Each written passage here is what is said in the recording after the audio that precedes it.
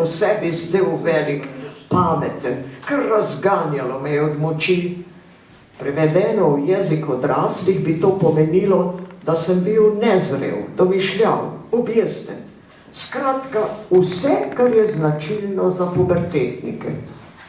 Tako sem sam ocenil svoje ravnanje mnogo let pozneje, ko se je zgodba podobno ponovila in me je sin Bepo dočakal z uničenim domom. Sin mi je nevede pokazal ogledalo, le v drugem času. Mlad in najpametnejši sem rad izzival. Tudi takrat nisem ubogal očeta.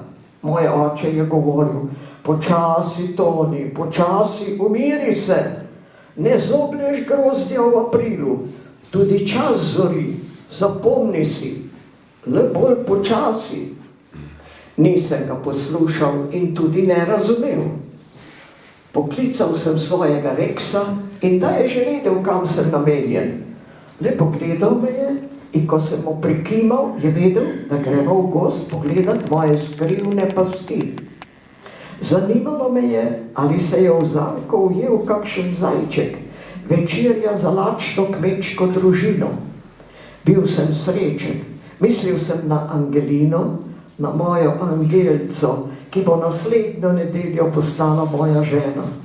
Pri svetem Antonu, mojem patronu, bo dahnila: Toni, zdaj si moj mož in jaz te bom ubogala, dokler bom živela, ker si pameten in te imam rada. Tako sem si v mislih zamišljal ženitev in plaval v oblakih. Skoraj bi pohodil Reksa, ki je dvignil ušesa in priostril sluh.